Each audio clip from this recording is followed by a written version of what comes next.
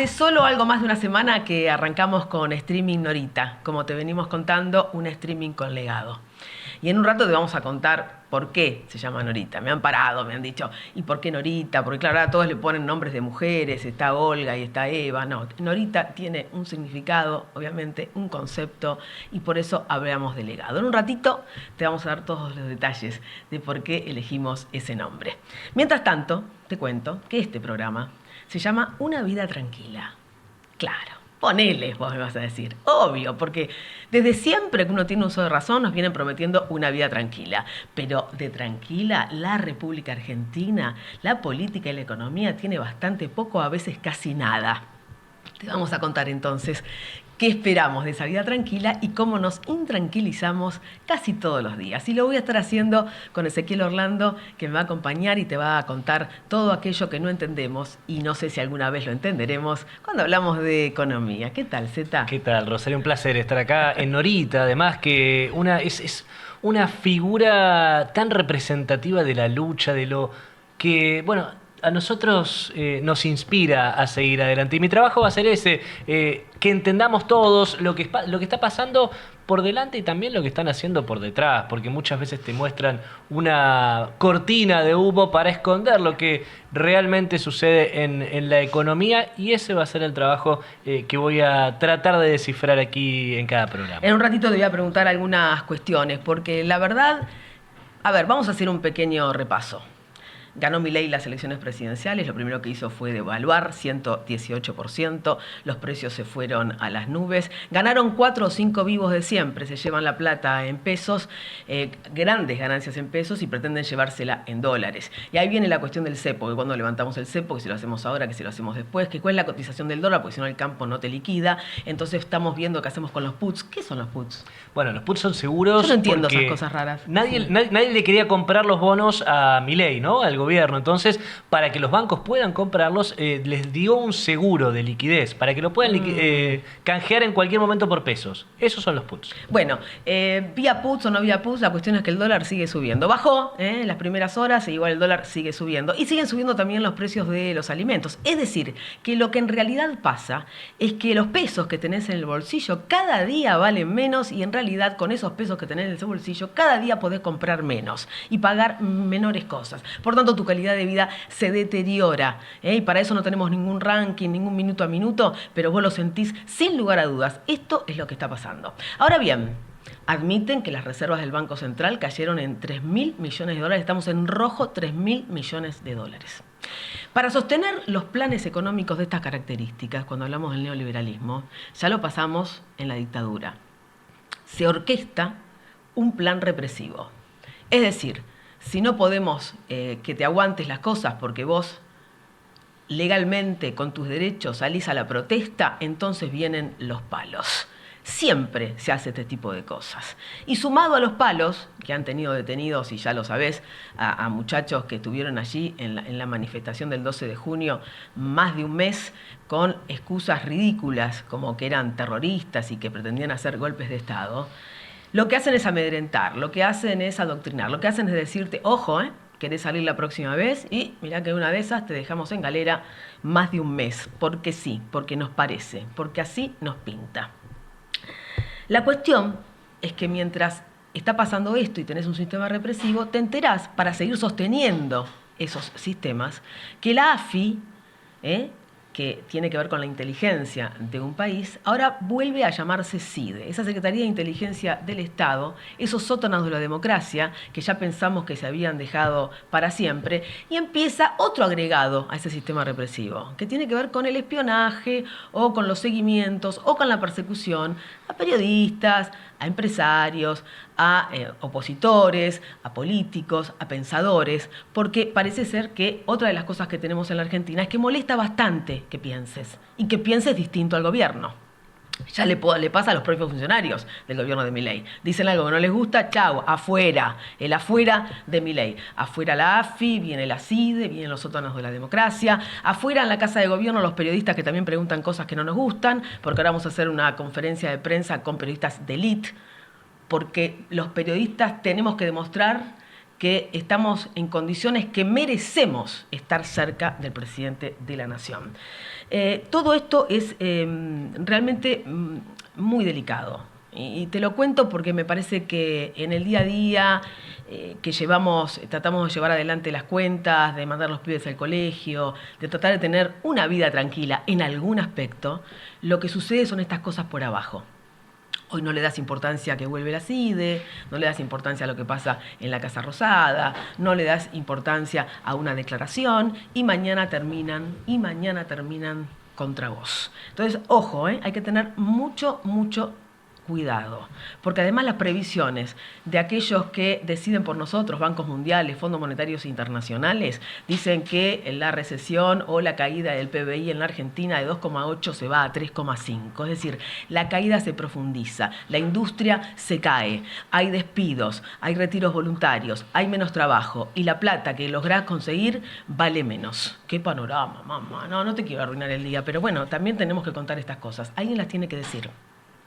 También la tenemos que decir en el streaming. Porque esto de que en el streaming no se pueden decir estas cosas, esto de que en el streaming hay que hablar de otras pavadas, bueno, nosotros creemos que tenemos que decir esto. Es una herramienta de comunicación, es un instrumento para que vos que estás del otro lado pienses con nosotros. Podemos estar equivocados en alguna visión, adelante con tu opinión, será bien recibida. Acá no dejamos afuera a nadie.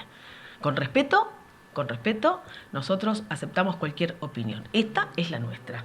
Así que bueno, Zeta, quiero que me cuentes algo de economía. Yo, por supuesto, hice un vuelo rasante de las cosas que me parecen que hay que anotar, pero quizás vos me podés dar algún dato más importante. No, pero es fundamental lo que comentabas de los puts, también para agregarle un datito, son 17 billones de pesos que hay. O sea, billones, con B larga. Con B larga. Vos tenés que escribir 17 en un papel, es un ejercicio que le recomiendo a quien nos está viendo del otro lado, si tiene un papel, una hoja de papel enfrente, escribe el 17 y 12 ceros después. Son 12 ceros que van después del 17 y esa es la cantidad de puts, digamos, de pesos en puts que tiene el Banco Central emitidos. Los puts, como decía, son seguros, porque nadie le quería aceptar los bonos a Milei. Entonces, para que se los acepten a largo plazo, les tenía que dar un seguro de que podían canjearlos en cualquier momento. Esos son los puts. Los seguros para los bancos. Los seguros, exactamente, para los bancos. Y por eso es Yo que ahora... me preocupé un poco, lo escuché a Castañeto. Sí. Decir que esto no va a dar ningún camino de solución y que se puede venir un corralito. A mí esa palabra me asusta como cualquier argentino y argentina. Y eso es peligroso en el sentido de que el problema está en que ahora está tratando de bajar, intervenir el gobierno a través del contado con liquidación, porque se le disparó el dólar blue, se le disparó el contado con liqui, los dólares financieros, y ahora lo que están tratando de hacer es intervenir en el contado con liquidación con las reservas que tiene el Banco Central. Eso es peligroso, porque si vos... ¿Qué reservas? Si están en rojo, 3.000 palos abajo. Ese es el problema. Si vos no tenés dólares, no hay dólares, muchachos. El problema no es la emisión monetaria, es que no hay dólares por en eso, Argentina. Por eso. Es históricamente el problema de Argentina. Por eso es cíclico. Es cíclico. Si vos no tenés dólares y los pocos que te los vas a llevar a la City... Bueno, te interrumpo un cachito porque yo escuché al candidato presidencial, hoy presidente de la Nación, decir que era especialista con o sin plata para mejorarte la vida. Sí. En crecimiento económico, para eliminar la pobreza, la indigencia. Entonces, ¿qué hacemos? Plata ahora no tenemos plata. No hay. Ahora no hay plata en el Banco Central. O sea, plata para otras cosas hay, pero bueno, en el Banco Central no hay dólares. ¿Entonces? Los pocos que ingresen, Milei lo que le dio la orden al Banco Central es que los use para bajar el contado con liqui. Más o menos le está funcionando, ¿no?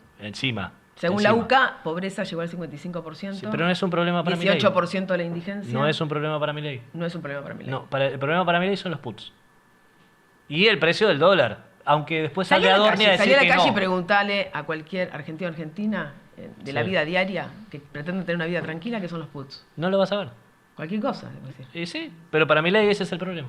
Ese es el problema, pero no se arregla el tuyo. Que puedas vivir mejor, porque prometió este presidente que íbamos a vivir mejor. No estamos viviendo mejor. En muchas situaciones no está viviendo mejor. Las abuelas de Plaza de Mayo están y siguen juntando firmas. ¿Sabes por qué? Porque se ha desfinanciado la Comisión Nacional de Derecho a la Identidad, la CONADI. Esa identificación, esa falta de fondos hace que no se pueda seguir haciendo este trabajo. Entonces, están acudiendo a tu firma y a la firma internacional, apoyos nacionales e internacionales para que se tome conciencia, porque dicen que esta situación no se vivió en 40 años de democracia. ¿Lo tenemos en línea? Qué bueno. Miren, entonces, vamos a hablar con Martín Coban, que ya está aquí con nosotros, y a mí me parece muy importante. Yo le decía gracias por venir, porque es importante escucharlo. Y enseguida vas a enterarte por qué. Ahora vamos un poquito a por qué nos llamamos Norita. Y sí, nos llamamos Norita por ella, por su lucha, por su sonrisa, por su ternura, porque nos enseñó, porque la acompañamos muchas veces, porque allí donde había una injusticia estaba Norita, no solamente en aquellos crímenes y atrocidades cometidas durante la dictadura, y no solamente por la búsqueda de su hijo desaparecido, sino también por cualquier injusticia que se cometía en una fábrica o en un canal de televisión o donde ocurriese. Quisimos en realidad tomar ese legado, porque mientras estábamos armando el streaming, fallece Nora Cortiñas, y entonces dijimos, es un humilde homenaje. Así que quiero darle la bienvenida y escucharlo a Damián, que es su nieto, que además escribió una canción, un poema, creo que por esta línea que les estoy comentando. Pero quiero, Damián, que me digas cómo extrañás seguramente a la abuela, porque nosotros la extrañamos, a Norita. ¿Cómo va? Hola Rosario, hola a todos y a todas. Bueno, muchas gracias por la invitación. Pues se extraña muchísimo en el día a día. Parece mentira, ¿no? Muchas veces todo el tiempo la nombramos en presente acá familiarmente o en actividades. Y está ahí dándonos sugerencias, dándonos fuerza. Che, ¿todo el día estaba Eh, con la eh, sonrisa? Sí, sí, todo el día, todo el día, todo el día a pleno, a pleno. Eh, Esa sonrisa que contagia, ¿no? Y que no te Sí. deja quedarte, caerte, resignarte, ¿no? Esa idea de la resistencia, pero la resistencia con lucha, ¿no? Con lucha y con alegría, ¿no?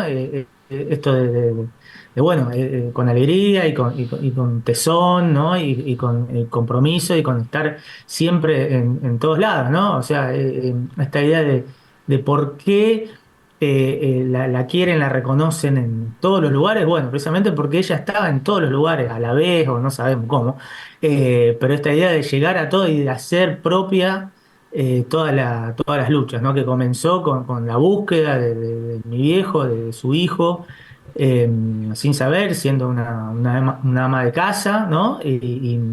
Y de repente media vida, porque fue exacto, ¿no? 47 años tenía cuando lo Ujú. secuestraron a mi viejo y 47 años en la calle. Este, Fue media vida afuera, transformar ese dolor en lucha permanente de todos los tiempos y de todos los lugares, ¿no? Esta idea de estar en todos los lugares, que muchas veces, esto lo hablamos así también Mm. en familia, de muchas veces no saber dónde estaba o que nos llamaba desde un lugar, desde otro país, desde otro territorio. Bueno, y como dice mi tío, bueno, después al último ya llamaba desde el aeropuerto, estoy por ir, ¿no? Entonces, bueno, ya un poquito más sabiendo Sabés que dónde los iba a otros ir. días nos visitó Teresa Parodi y ella comentaba que un día la llama Norita y le dice, yo quiero cantar con vos. Y bueno, le dijo Teresa, bueno, decime, que sí, quiero cantar como una cigarra. Y cantaron como una cigarra. Hermoso, digo, ¿no? Esta también era Norita, que ponía porque estaba aprendiendo y así tomaba clases, ¿no sabés, Zeta? Mirá vos. Sí, claro, y entonces, bueno, agarró y dijo, yo canto con la parodia. Qué menos puedo hacer? Me parece fantástico. Quiero solamente que me digas qué te pasa cuando hay diputados que van a ver a los represores en la cárcel. ¿Y qué te pasa cuando se desfinancia y no le dan herramientas para seguir buscando a la CONAD y a la Comisión Nacional de Derecho a la Identidad? Sí, bueno, a lo largo de toda la historia, bueno, ella arrancó, ella y todas las madres, y Pepa, bueno, y Margarita, y Mirta, y todas, ¿no? Arrancaron desde lo más oscuro, ¿no? De la historia, ¿no? Y todas estas cuestiones que se siguen dando, y decíamos en un momento, bueno, no hay que dormirse, ¿no? Cuando hay avances, ¿no? Como hubo avances a partir del año 2003 hasta el 2015, ¿no? Avances en cuestiones de derechos humanos, ¿no? Mm. Y en políticas de Estado que hacen foco en la memoria, la verdad y la justicia. Bueno, que esto hay que estar atento siempre, ¿no? Porque lo que parecía en un momento una cuenta saldada a nivel social, Mm. siempre están estos buitres, estos roedores dando vuelta, ¿no? Esperando el momento donde meterse nuevamente. Sí, bueno, es duro ya durante el macrismo, hubo algunas intentonas. Cuando fue la cuestión que quisieron meter el 2 por 1 que se paró con la movilización popular. Y esto también, y hay que estar atento y hay que denunciar y hay que estar en la calle. Eh, Esto Mm. de lo de los diputados nos toca bastante de cerca porque, bueno, surge, yo que ahora vivo en Entre Ríos, ¿no? Surge de un diputado de Entre Ríos y acá Claro. en mi ciudad, que es Colón, una de las diputadas, que es hermana de un excombatiente, que bueno, es diputada por Buenos Aires, que entró por Villarruel, que bueno, pidió licencia para ir a la vicepresidenta, a la vicepresidencia. Bueno, esto de juntarse con los conocidos y ahora lo hacen, digamos, a cielo abierto, ¿no? Ujú. Bueno, indignante, pero no nos tiene que amilanar y tenemos que seguir estando en la calle resistiendo. Y lo mismo con esta idea de ir, si no cerrando, desfinanciando los organismos que tienen que ver con la Mm. búsqueda de la memoria, de la verdad y la justicia. Pero como decía ella, ¿no? Si no nos pudo derrotar la dictadura, no nos van a derrotar estos y estas, ¿no? Damián Cortiñas, muchas gracias, muy, muy amable por estas Gracias a palabras y ustedes. por... Bueno, seguiremos el canal y bueno, muchas gracias por la invitación y bueno, nos seguimos viendo en cualquier momento. Dale, vamos con Norita, muchas gracias. Bueno, queríamos, la verdad, Qué escucharlo lindo. a Damián, ¿no? Porque en Sí, qué lindo. definitiva Es inspirador. es inspirador y además fue muy bien recibido por la familia este humilde homenaje que le hacemos a Nora Cortiñas. Les dije que está Martín Coam. Y Martín es escritor, es profesor universitario. Me decía recién, estoy intentando escribir, porque entre las notas y está en la universidad, claro, qué sé yo, el doctor en letras quiere escribir y bueno, no lo dejamos. Yo le dije, un rato más te vas a tener que quedar y vamos a tener que pensar esto que nos viene pasando. Martín, ¿cómo estás? ¿Qué tal? ¿Cómo están? Gracias por recibirme. No, gracias por estar acá, porque son tiempos complejos, ¿no? Por esto que estábamos diciendo que pasa, por el lenguaje que viene desde la primera magistratura, que es un lenguaje violento, que es un lenguaje... A mí me hace acordar un poco a Black Mirror, ¿viste? La serie, donde si no tenés los puntos suficientes, un día se te cierran las puertas y te quedas absolutamente afuera, y se queda mucha gente afuera. ¿Y qué se hace? Porque yo sé que veo que hay una oposición que no encuentra discurso, no encuentra palabra todavía, esperemos que sí, que cuando la gente sale a la calle para protestar recibe palos. ¿Cómo se le contesta a esta lógica, si es que se puede llamar lógica, a la que aplica el presidente? No lo sé, naturalmente, no lo sé. No me esperaba esa Bueno, respuesta, gracias por todo. Nosotros queríamos encontrar una respuesta. No, Se terminó el programa. Imagínate si hubiese una respuesta o una fórmula y si yo la tuviese, no estaríamos tan afligidos como estamos y tan preocupados como estamos. Cierto. Sí creo que hay una lógica, sí es una lógica. Es una lógica. Es una lógica. O sea, vos decís que no está chapita, como dicen algunos. Hay un cuento, no lo sé, no me pronunciaría. Yo tampoco, por Da eso señales pregunto. preocupantes, podríamos Claro. decir. Da Claro. señales preocupantes. Pero, llegado el caso, suponiendo que lo estuviese, hay un cuento de Ricardo Piglia que se llama La loca y el relato del crimen, que se resuelve sobre la base de que aún al interior del discurso del delirio pueda detectarse una lógica. Que es la lógica del delirio, llegado el caso. Claro. Está por fuera de determinada lógica, pero detectar su lógica interna, que es delirio mirado desde otro lado, o no deja de ser delirio. Pero ¿cuál es la lógica de ese delirio para el caso? Supongamos que es un delirio, o que detectamos, vamos a decirlo más suavemente, elementos delirantes ahí, dado que esas formulaciones y ese discurso ha encontrado y sigue encontrando, de hecho, una eficacia social notoria.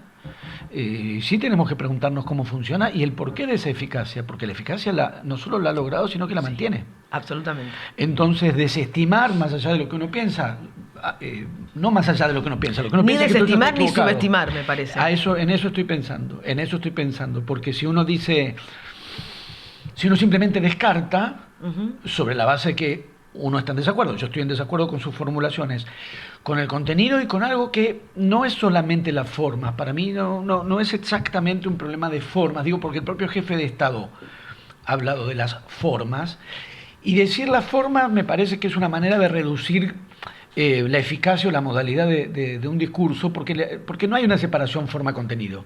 El contenido también es violento. Es que lo uno hace a lo otro, porque no existe un contenido o un tema que no esté a la vez constituido por la forma. Claro, la meritocracia, que es lo que está en el fondo de su discurso, es violento. Que digo, fue otra persona, fue del PRO el que lo dijo, pero pensar que no vale la pena darle un plato de sopa a alguien que está en la calle es meritocracia. Diego Kravetz, y eso es para violento. quienes nos están viendo, Diego Exactamente. Kravetz, seguridad de la ciudad de Buenos Aires, dijo, sí. ¿para qué le vamos a dar de comer a un pobre? Con eso le sostenemos la posición de pobreza. Bueno, el jefe de Estado dijo, el que muere, muere, elige morir. Claro. Entonces, ahí hay un trastorno, uno detecta, pero a la vez es bastante evidente en un punto. La palabra libertad, que es con la que literalmente pretenden avanzar, y de hecho en cierto modo avanzan, es quizás uno de los primeros elementos que han distorsionado, pero distorsionado muy fuertemente en cuanto a que, sin ahondar demasiado, no hace falta ahondar demasiado en cuanto a cuáles son las condiciones concretas que hacen posible la libertad y en qué términos muy concretamente se entiende la posibilidad que alguien tiene de elegir. Cuando alguien se ve despojado de la posibilidad legítima de elegir, entonces no hay verdadera libertad en juego. Cuando el jefe de Estado dice que el que muere de hambre elige morir, está armando una presunta escena de elección donde no hay elección. El que está en la calle y no tiene para comer y le arrimás sopa, no está eligiendo, ninguna de esas cosas la está eligiendo. Entonces se les presentan escenas que son las escenas que más crudamente hablan del despojamiento de la libertad, porque alguien que está tan acorralado en sus condiciones de existencia no tiene margen de elección, y le llaman libertad a eso. Bueno, pero hay una deshumanización, es un proceso muy fuerte que se está viviendo de deshumanización desde este punto de vista que vos decís. Es que me parece que lo uno va con lo otro, porque ahí donde reconoces una condición existencial, si realmente asumís que hay un ser humano en determinadas condiciones de existencia que son terribles, no tenés ese margen, no tendrías ese margen para decir y no le des ni siquiera el plato de sopa, o pretender que esa persona está eligiendo las condiciones en las que se encuentra. Ahora, ¿cómo se llegó a esas condiciones? Entonces, ahí hay que revisar bastante más hacia atrás, y también ahí tenemos elementos que nos permiten entender cómo este tipo de formulaciones tan precarias en un sentido han encontrado y siguen encontrando tanta eficacia social en otro, porque ha logrado adhesión, esa es la verdad. Claro, a mí me abruma en esto que decís, que por ejemplo estos chicos que van en bicicleta con su mochilita o en moto con su mochilita, que además se la tienen que comprar para hacer delivery, te llevan la comida o lo que sea, y se bancan la lluvia, el frío, el calor y no tienen ningún derecho, te dicen cuando les preguntas, pero yo soy libre. Entonces yo a uno le pregunté, pero a ver, ¿en qué sos libre? ¿Elegiste realmente esta vida donde estás todo el día con la bicicleta, la mochilita y haciendo esto? Pero yo soy libre financieramente, me contestó uno. Sí, evidentemente hay una de las pistas posibles para indagar, porque si a continuación uno avanzara pensando, ¿y sos libre de dejar esa vida y tener otra? No. Porque si no, el movimiento de sí, yo elijo esto que tengo. Es evidente que no. Es evidente que no, por lo tanto, ¿hasta dónde cabe llamar la elección? Si es eso, pero solo puede ser eso, no hay elección. La lógica de la empresa viene del lado de que vos ganás por las horas que trabajás. Vos podés elegir trabajar menos, así como la elección de morirte de hambre, ¿no? Pero vos trabajás menos, ganás menos. Pero si vos querés ganar más, tenés que trabajar más. En ese sentido hablan ellos de libertad. Hay una formulación que efectivamente encontró una eficacia notable, que es que los trabajadores que en definitiva quedan arrojados a una situación casi despojados de derechos, de cobertura, de disfrazar, pero lo ha logrado, disfrazar ese despojamiento, que es dejarte librado a tu suerte, no a tu elección. Ese movimiento es terrible, pero ha funcionado. Quedan librados a su suerte, no a su elección, ni a su voluntad, ni a su libertad. Quedan librados a su suerte. Pero eso ha sido presentado como elección y ha permitido que el empleado, que además es un empleado especialmente precarizado, especialmente desguarnecido, especialmente deteriorado en sus condiciones, sienta esos mismos factores como un elemento de autonomía por el cual se siente emprendedor. No empleado sobreexplotado, todos los empleados son explotados, claro. Todos son especialmente, sino un emprendedor. Y el quedar librado a su suerte. Y eso cree que es sinónimo de libertad. Es que lo en un cree punto. porque el discurso que lo ha formulado ha encontrado su eficacia. Y si ese discurso ha encontrado su eficacia, hay que revisar la falencia de los propios discursos. En algo han fallado los discursos alternativos o siguen fallando. Vos recién hablabas de una oposición posible. Una oposición posible hoy que ese tipo de posiciones ocupan el lugar del poder y del gobierno, pero en algún momento no ocuparon el lugar del poder y del gobierno, y algo tiene que haber funcionado especialmente mal en los espacios de poder y de gobierno para que todo este tipo de expresiones, todas estas distorsiones de la libertad, de la autonomía, de qué es un emprendedor, qué es un empresario y qué no, la idea de que estás ahí arriba de la bicicleta pedaleando bajo la lluvia, sos el empresario de tu bicicleta, tiene que haber habido ciertas condiciones de deterioro para que ese discurso haya encontrado la receptividad que la encontró. Sin lugar a dudas. A ver, el francés Eric Sadem dice que es un momento del mundo, él dice de los sin, ¿no? Habla sin fe, sin red, sin ley. Sin fe, pero no desde lo religioso. Cierta cosa de que no creemos que nos podamos juntar para poder defender determinada cuestión o proponer algo diferente, una salida. Sin red porque de repente te podés quedar sin plata, sin obra social, sin educación, y te quedás absolutamente afuera. Ahora, y sin Rosario, ley. esas personas ya estaban en esa condición. No estaban en un marco de cobertura y protección laboral. En muchos casos sí, quienes estaban en un marco de cobertura y protección laboral lo están perdiendo. Sí. Pero los ejemplos que están proponiendo son trabajadores que ya estaban en esas condiciones. Entonces, ya había una no precisamente breve ni corta historia de descuidos de las condiciones sociales y económicas de buena cantidad de gente que ya se encontraban en esas condiciones. Entonces, si vos salís a decir, ya sí lo he dicho esto porque venimos pensando todo esto largamente, vos salís ahí a decir, vas a perder tus derechos. ¿Qué derechos? Si ya los había perdido. Sí, esa es la respuesta. ¿Qué derechos? No es que los que trabajan en las motitos y en las bicis, que además como yo ando en bici, me los cruzo y no hay más que verlas, además del modo que maniobran y por dónde se meten, porque trabajan efectivamente a contrarreloj. Así es. Da ganas de decir, vos estás eligiendo meterte así de contramano, arriesgando tu vida. Es que si no entrega tantas docenas de empanadas, no le rinde lo que... Yo no me resisto a llamar su emprendimiento, claro, sino su trabajo de sobreexplotado. Sin un seguro, sin RP, sin nada. Pero ya estaban así. Para mí son esclavos modernos, No es que así. no lo tenían hasta fin del año pasado y lo perdieron. No, van Ya más de 3 trabajaban gobiernos así. quizás donde no le encontraron respuesta a ese problema, y eso quizás hace a todo. Y me parece que eso puede haber facilitado que sin mejorarle esas condiciones, sin concederle los derechos que ya no tenía, disfrazarle esa condición precaria de libertad y de elección, bueno, ha encontrado esa receptividad. Yo creo que es un truco, que es un engaño, sí, y que detrás de eso hay peores condiciones, más malestar, más frustración, etcétera.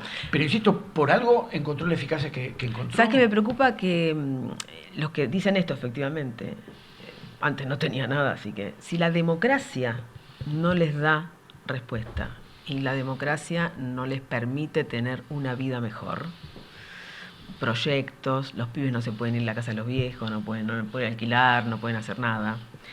Y tenés pensaba en la declaración de la vicepresidenta de las últimas horas, respecto de esa canción que hizo la selección y que dijo, un país colonialista como Francia no me va a venir a decir a mí si puedo hacer una canción de cancha. Y claro, sobre ese concepto en sí uno puede estar absolutamente de acuerdo, ¿no? Más allá de la crítica que uno puede hacerle a la canción. Pero ese nacionalismo, yo diría en algún punto demagógico, dicho desde esta derecha, ¿no crees que puede calar otra vez y entonces pone en peligro o sigue alimentando esas cabezas que creen que la democracia no les da respuesta? Sí, ahí ya tenemos una bifurcación, porque la línea Milei no es la línea de Victoria Villarroel, ideológicamente y discursivamente, ¿no? Que eso después claro, lo que pasa entre ellos. Sí, es otra cosa. Es otro claro, capítulo, pero obviamente está ligado. Pero efectivamente, si vamos siguiendo la secuencia ideológica de Victoria Villarroel, no es la misma de Milei en absoluto. Que vuelva la definición CIDE en lugar de AFI, es que vuelve la palabra Estado, lo cual nos aflige, pero es interesante. Secretaría de Inteligencia del Estado. Vuelve a aparecer sí, la palabra Estado donde no estaba.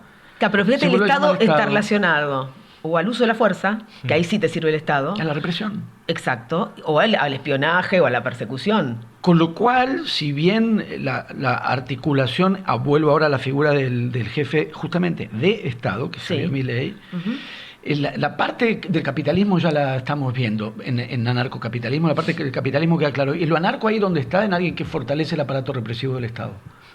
Porque claramente fortalece, pero es más que evidente, ya en sus mismas formulaciones y en la designación de Patricia Bullrich, a quien él mismo señaló como asesina de niños, luego la designa a cargo de seguridad. Cuando uno conoce la tradición del anarquismo mínimamente, lo que es la tradición ideológica, más allá que esta sería una subvariante, bueno, interroguemos esta subvariante que retasea o mezquina, recela del Estado cuando se trata de la asistencia social, la protección del espacio de lo público, la protección o la promoción de lo colectivo, de lo comunitario, pero la refuerzan tremendamente a la hora de conformar un aparato represivo. Ahí son fuertemente estatistas, muy fuertemente estatistas, y puede ser un punto de contacto entre la línea de Milei, que es muy distinta a la de Victoria Villarroel y la de Victoria Villarroel, que es que tienen una misma fascinación por el Estado represivo. Pero ¿cuán peligroso puede ser para la democracia esto? Tanto como lo que vos misma caracterizabas recién, que es... Ya ha habido antecedentes de represión durante estos 40 años de democracia. Sí, claro. No están tampoco ahí estrenando nada. Pero las detenciones absolutamente arbitrarias, ostensiblemente arbitrarias, casi al voleo, y puede que no haya que decir tampoco casi, al voleo. Y la mostración de esa arbitrariedad, no ya la arbitrariedad, la mostración de esa arbitrariedad solo puede tener como búsqueda un efecto de intimidación. Y ahí donde a la hora de manifestarnos y de expresarnos, el Estado despliega su aparato para intimidarnos, claro que eso afecta las condiciones del funcionamiento y de la dinámica de una democracia. Todo con un manejo entre quién prendió fuego las bicicletas, se arma algo que por un lado es muy tosco, pero uno pretende que es tosco, pero al mismo tiempo funciona. Tan simple como decir, pero quien prendió fuego las bicicletas, ¿es la misma persona que detuvieron? Es sencilla la pregunta y es básica a la hora de decir, vamos a tomar medidas ante los desmanes. Es tan simple como verificar que las personas que cometen esos desmanes, dan vuelta a un auto y los detenidos, no son las mismas personas. Nunca lo son. Nunca lo son, casualmente. Y en ese punto es que uno advierte que la reacción que hubo en buenas partes de los sectores de la sociedad, avalando esas detenciones, reclamándolas y festejándolas, tiene más que ver con una descarga de venganza que de realmente, llegado el caso, detectar quiénes cometieron los desmanes, identificarlos y actuar sobre ellos. Porque probablemente lo que encontrabas, si hacías de veras eso, era infiltrados. Bueno, pero ahí hay otro tema también muy delicado y preocupante, que es quien debe ser garantía de que tus derechos no sean vulnerados y no seas detenido bajo un invento, bajo una figura ridícula como el terrorismo o el golpe de Estado, es el Poder Judicial. Sí, porque ahí también me parece que nos encontramos con algo muy básico, casi infantil en el mecanismo, pero una y otra vez eficaz. Por lo tanto hay que revisarlo y discutir. ¿Qué es una reacción especular? Dije infantil porque los chicos cuando pelean así. Claro. Que te recontra, que te super recontra, que te super remil recontra.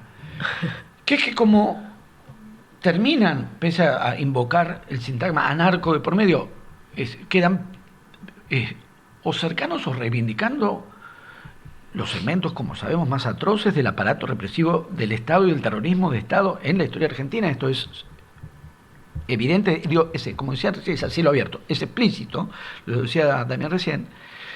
Entonces se da un juego especular, que es que como vos decís terrorismo de Estado, yo te digo terrorista a vos. Como vos me ponés cerca de los que dieron el golpe del Estado del 76, yo ahora digo que vos sos golpe de Estado. Y donde alguien dice memoria, verdad, justicia, dice memoria, verdad, justicia por... completa. Claro, ahora... claro. Retoman y te devuelven especularmente, pero en un juego completamente infantil del que te recontra. Es un juego de espejo del que te recontra, que le quita absolutamente sustancia a los conceptos. Porque primero terrorismo de Estado no es terrorismo, el terrorismo de Estado. Y además, lo que pasó en la manifestación del otro día, o las medidas represivas que tomaron, no tiene nada que ver ni con el terrorismo ni con un golpe de Estado. Ni había golpe de Estado, ni había terrorismo. Exacto. Entonces, toma las categorías, las dan vuelta para devolverte con lo que vos le dijiste, pero la devolución especular pseudo-infantil, obviamente las categorías pierden sustancia. Las vacían de contenido. Sí. Vos tuviste un debate que se hizo muy conocido, muy famoso. De hecho, mucha gente pasó a tenerte a vos en el radar, que quizás no había leído tus libros, no te había seguido tu trayectoria académica, sobre la cifra de los 30.000 desaparecidos. Vos tuviste un debate hace muchos años donde explicabas la relevancia del número, no por el conteo de personas, sino más bien por el significante adicional que tiene el 30.000. Y ahora se lo vació de contenido también y se lo cuestionó al punto de que eso también tuvo mucha llegada, ese mensaje también tuvo mucha llegada. ¿Qué pensás puede pasar con este revisionismo que se está haciendo, teniendo en cuenta lo que conversaba recién en base a la pregunta de Rosario? Ante todo, yo no pretendo ni que se me conozca ni que se me desconozca. Eso Pero me da sucedió. absolutamente igual. Sucedió. Los debates, uno desea que estén saldados. Es algo que decía Damián recién. Sí. Pero no funciona necesariamente así y no hay que forzar lo que no es. Los debates se pueden reabrir y de hecho cuando se reabren y por algo se reabren. Y si bien puede resultar fatigoso o medianamente frustrante, no creo que el modo sea cerrar lo que en rigor no está cerrado, ni acallar lo que no habría por qué acallar. Si hay un debate, hay que dar el debate. Sí pretendería, lo mencioné otras veces, que dado que este debate, porque como bien decías además, no es una discusión aritmética. Uh-huh. Lo que está discutiendo es la conceptualización de la figura del desaparecido. La diferencia con el muerto. ¿Por qué se establece? Porque es así como ocurrió. El terrorismo de Estado no operó matando y produciendo muertos. Operó desapareciendo personas y generando la figura del detenido desaparecido. Y eso fue parte de la instrumentación del terrorismo de Estado. Entonces, hacer un planteo, incluso como suele pasar, además, porque nos importa muchísimo la verdad, para el establecimiento de la verdad hay un punto necesario en cualquier discusión sobre la verdad, que es cuáles son los criterios de establecimiento de la verdad. Si vos propones un criterio de establecimiento de la verdad inadecuado, estás falseando de movida la posibilidad de establecer una verdad, porque el criterio de establecimiento de la verdad ya está distorsionado. Si vos apelás como criterio de establecimiento de la verdad al conteo de nombres y cuerpos, cuando lo que ocurrió históricamente es que los cuerpos fueron sustraídos y que la información no fue dada, con el criterio que estás invocando, lo invocó el actual jefe de Estado diciendo denme los nombres, Sí. es al revés. El terrorismo de Estado operó sustrayendo la información y los cuerpos. Por lo tanto, el reclamo es den la información dónde están. Como se cantaba una y otra vez en las manifestaciones de aquellos años, que digan dónde están. La sociedad reclama al Estado que digan dónde están, porque el Estado operó desapareciendo a las personas y no dando la información, que en última instancia, como todos sabemos, Madre de Plaza de Mayo se forma de ese modo, acudiendo al plaza a pedir información porque no les daban la información y nunca la dieron hasta hoy. Entonces, establecer como criterio de verdad la preexistencia de la posibilidad de establecer esa información, como si el Estado no lo hubiese escamoteado, ya es una falsificación. Antes de barajar ningún número, ya estamos ante una escena que falsifica el pasado histórico, porque no fueron así como ocurrieron las cosas, no fue así como operó el terrorismo de Estado. Se reabre el debate, hay que reabrirlo. Yo no estoy de acuerdo con ningún criterio que suponga que se establece una determinada formulación y ya no se la puede discutir. Yo no estoy de acuerdo con ninguna de esas variantes. Hay que discutir. Sigamos discutiendo. Si se abre ese debate, por hay que algo se darlo. reabre. Ahora, Okay. dado que ese debate tiene una larga historia, porque la tiene, porque lo que yo estoy diciendo no se me ocurrió No es a nuevo, mí, sí. no es nuevo, no tiene que ver con... Me tocó a mí una noche de estar en esa conversación, pero no es... Hay cantidad de textos y elaboraciones en la misma dirección, como también hay una cantidad de textos y elaboraciones en cuanto a cómo se estableció esa cifra, que no es caprichosa, que no es arbitraria, que no es simbólica, no simboliza nada. Es la cifra que se estableció en una estimación que no puede responder al conteo cuerpo por cuerpo porque han sido sustraídos los cuerpos. Y que no puede responder a un conteo, no puede ni debe responder a un conteo uno por uno de los nombres porque lo que han hecho es, y siguen haciendo, es sustraer las identidades. Quienes plantean como criterio de verdad, entre otros el actual jefe de Estado, que den los nombres, se le dice, den los nombres, por ejemplo, de los bebés, hoy ya adultos, que fueron sustraídos Dado que suponen como criterio de verdad la posibilidad de establecer los nombres, dennos esos nombres. ¿Quiénes son? ¿Dónde están? ¿Quién los tiene? Porque no lo sabemos. Pero también hay una perversión en todo esto.